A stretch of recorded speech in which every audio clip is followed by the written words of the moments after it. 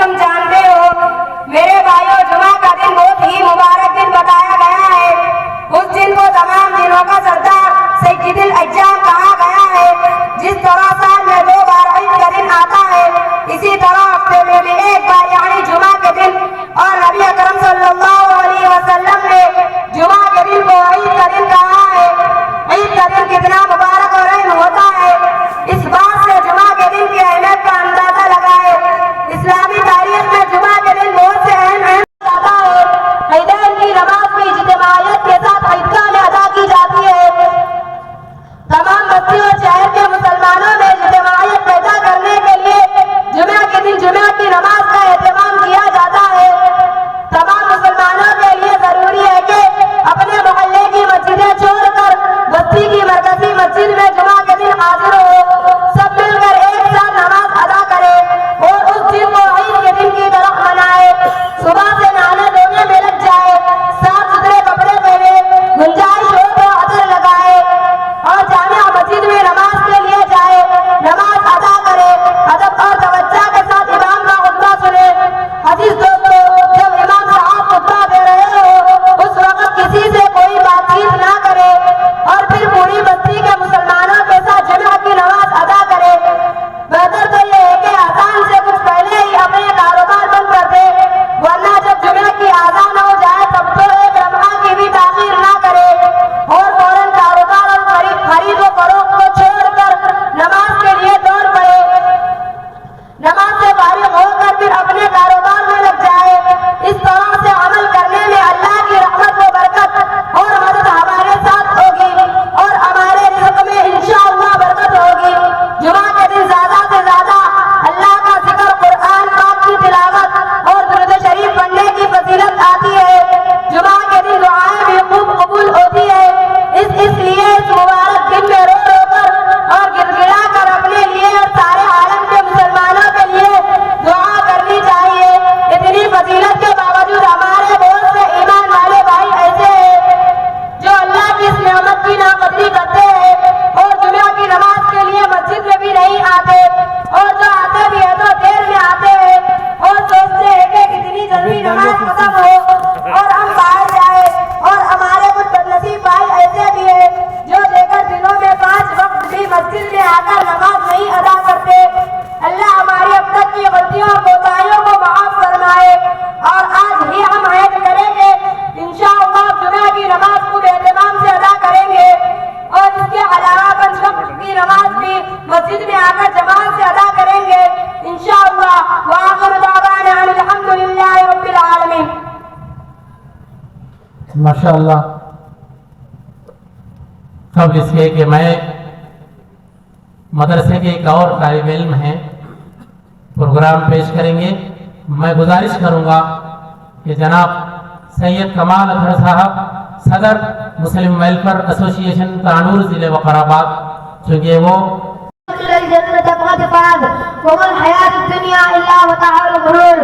میرے محترم بزرگوں، دوستوں، السلام علیکم۔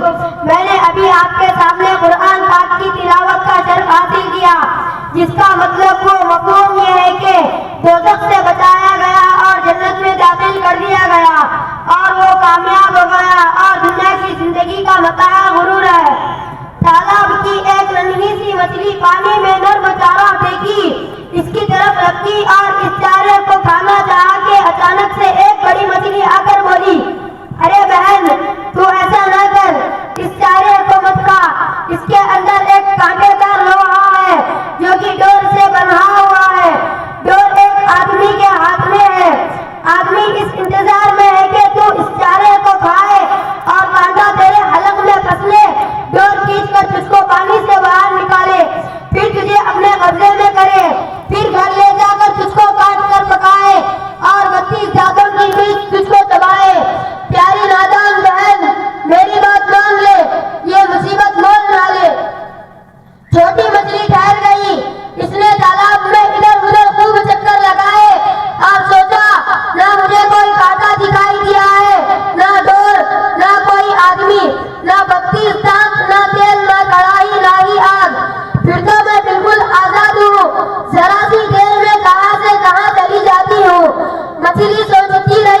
چلتی رہی، بالآخر اس سے رہا نہیں گیا، اس نے وہ چارہ نگل لیا، پھر وہی ہوا جس کی خبر بڑی مچھلی نے دی تھی۔ عزیز دوستو، اس طرح اللہ نے اپنے محبوب رسولوں کو بھیج کر آگاہ کیا انسانوں کو، اے انسانوں، تمہاری دنیا کی زندگی ہی سب کچھ نہیں ہے، بلکہ اس کے بعد اور ایک زندگی ہے جو کبھی ختم ہونے والی نہیں ہے۔ دنیا کی زندگی چند دنوں کی ہے، کب ختم ہو جائے۔ اگر تم یہاں اللہ اور اس کے رسول کے بتائے مطابق عمل کرو گے تو ہمیشہ ہمیشہ کی آرام والی جگہ یعنی جنت دے دی جائے گی۔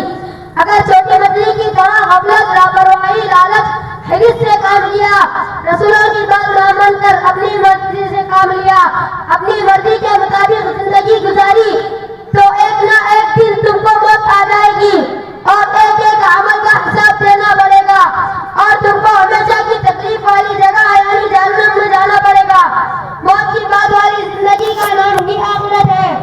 عزیز بھائیو، جن لوگوں نے رسولوں کی بات مانی اور ان کے بتائے ہوئے راستے پر چلے وہ کامیاب ہو گئے، اور جنہوں نے بات نہ مان کر سرکشی کی وہ ناکامیاب ہوئے۔ اللہ کا شکر ہے ہم مسلمان ہیں اور آخرت پر یقین رکھتے ہیں، لیکن آج زیادہ تر مسلمان دنیا والوں کی طرف دنیا کی زندگی میں پھنس گئے ہیں اور آخرت کو بھلا بیٹھے ہیں۔ یہی وجہ ہے آج ہم پریشان ہیں۔ ہم کو آخرت کا یقین ہے، لیکن یہ یقین بہت ہی کمزور ہے۔ ہماری دنیا کی زندگی بن جائے اس کی ہم کو بہت فکر ہے، مگر ہمارا آخرت میں کیا ہوگا، ہم آخرت کی کتنی تیاری کر رہے ہیں اس کا ہم کو احساس نہیں ہے۔ اللہ رب العزت سے دعا ہے کہ ہم کو آخرت کا پکا یقین عطا فرمائے۔ آمین وآخر دعوانا ان الحمد للہ رب العالمین۔ السلام صلی علی رسول کریم۔ اما بعد، میری تقریر کا عنوان نماز کی اہمیت۔ الحمدللہ کفا وسلام علی عبادہ الذین اصطفی۔ فاعوذ باللہ من الشیطان الرجیم، بسم اللہ الرحمن الرحیم۔ حافظوا علی الصلوات والصلاة الوسطی وقوموا للہ قانتین۔ پڑھ نماز پنج گانا نہ کر کوئی بہانہ، پڑھ نماز پنج گانا نہ کر کوئی بہانہ، اسی میں ہے تیری جنت ورنہ دوزخ ہے تیرا ٹھکانہ۔ محترم حاضرین جلسہ، السلام علیکم ورحمۃ اللہ وبرکاتہ۔ میں اصل موضوع پر کچھ عرض کروں اس سے پہلے ایک واقعہ توجہ سے سن لے۔ کافی دنوں پہلے کی بات ہے، شہر کوفہ میں ایک ایماندار قلی رہتا تھا۔ وہ اپنے گھوڑے کے ذریعے مناسب اجرت پر لوگوں کا سامان لے جایا کرتا تھا۔ لوگ اس سے بہت خوش تھے۔ ایک دن کی بات ہے، وہ معمول کے مطابق اپنا گھوڑا لیے ہوئے سواری کے انتظار میں تھا۔ ایک آدمی اس کے پاس آیا جو ایک پیر سے معذور لگ رہا تھا۔ اس نے قلی سے درخواست کی کہ مجھے فلاں مقام تک پہنچا دو۔ اجرت طے ہوئی اور دونوں چل پڑے۔ آگے جا کر چرخا ملا۔ آدمی نے کہا اس راستے سے چلتے تو بڑا اچھا ہوتا، یہ راستہ میرا جانا پہچانا ہوا ہے۔ قلی نے اس کی بات مان لی۔ چلتے چلتے راستے میں ایک جنگل ملا۔ وہ آدمی اچانک گھوڑے سے کودا، تلوار نکال کر قلی کے سامنے کھڑا ہو گیا۔ قلی یہ منظر دیکھ کر ہکا بکا رہ گیا، اس کے پیروں تلے زمین نکل گئی۔ وہ نہایت عاجزی سے بولا، بھائی میرا سب کچھ تم لے لو اور مجھ کو چھوڑ دو، میں کسی سے تمہاری شکایت نہ کروں گا۔ مگر ڈاکو نے ایک نہ سنی اور کہا کہ سامان تو میرا ہے ہی، میں کچا کام نہیں کرتا کہ تجھ کو چھوڑ دوں اور تو بعد میں بدلے۔ قلی نے پھر عاجزی کی، اچھا مجھے 2 رکعت نماز کی مہلت دے دو، پھر جو جی میں آئے کرنا۔ قلی نے فوراً نیت باندھی اور اللہ سے عاجزی کی۔ اس کی آنکھوں سے زار و قطار آنسو جاری ہو گئے۔ اچانک ایک دوسرا گھوڑا سوار نمودار ہوا، اس نے ڈاکو پر حملہ کر دیا۔ ڈاکو گرا اور تڑپنے لگا۔ دیکھتے ہی دیکھتے اس کے بدن سے آگ کے شعلے نکلنے لگے اور آنکھ کی آنکھ میں اس کا کام تمام ہو گیا۔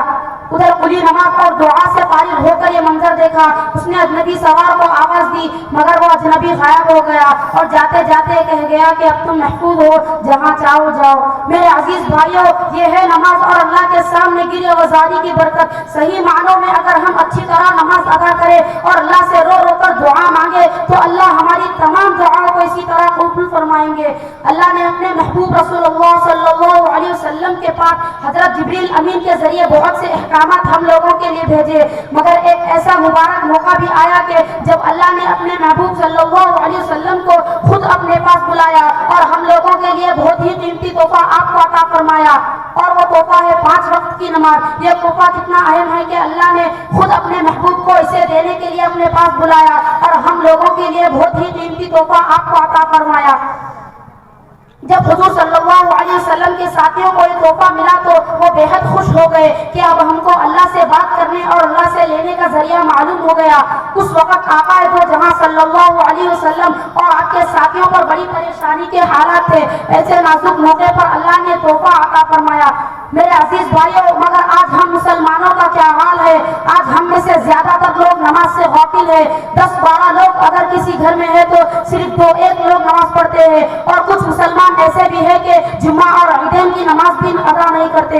अफसोस, सदा अफसोस ये है हमारा अमल। भला हम कैसे अल्लाह की मदद और नुसरत हासिल कर सकते हैं जबकि दिन व रात अल्लाह की नाफरमानियां कर रहे हैं।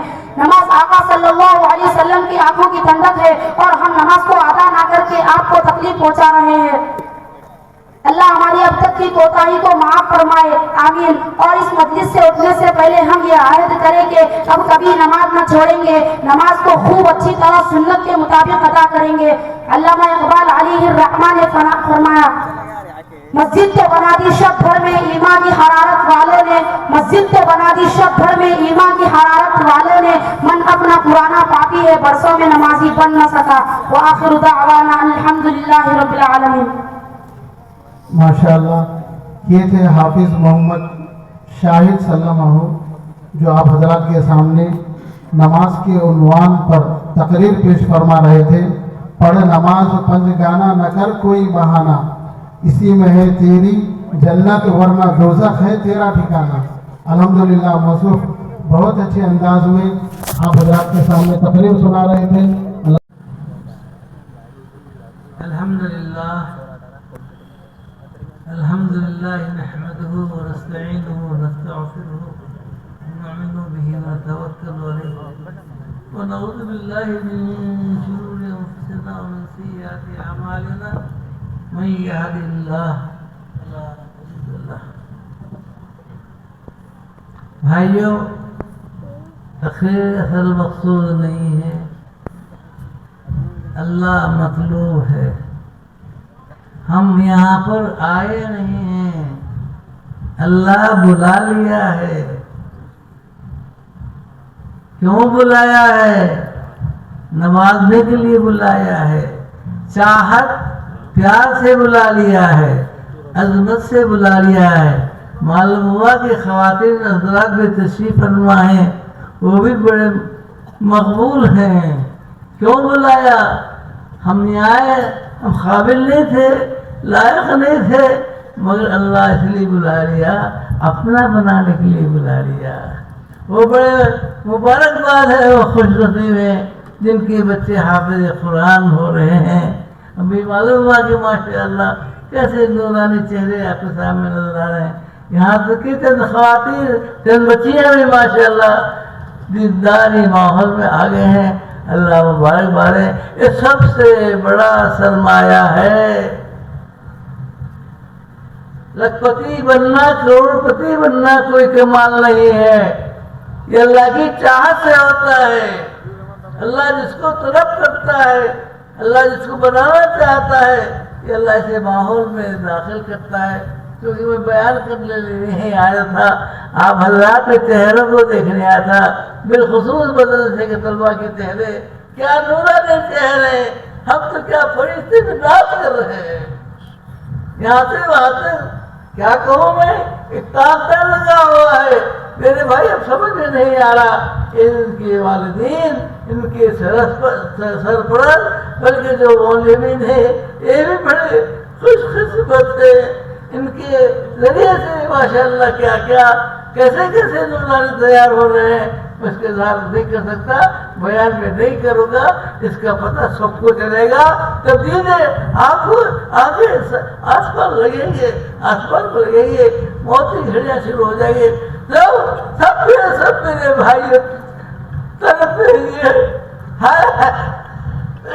दुनिया में क्यों आया था, क्या कमाने आया था, क्या लेने आया था, तो क्या कर गया, सब चीजें रह जाएंगे। ये नूरानी बच्चे साथ के होंगे, इनका जिक्र, इनकी फिक्र, इनकी तिलावत मेरे दोस्त आपके खबरों में जाने के बाद ये आरक्षण होगा, ये तो सबको मालूम है, तो मुझे बोलने की जरूरत है। एक बात अहम कहता हुआ मैं अपनी बात को मख्तूसर करना चाह रहा हूँ। वो बात ये है, हम सबसे पहले जिम्मेदार हैं खुद के भी, अपने औलाद के भी।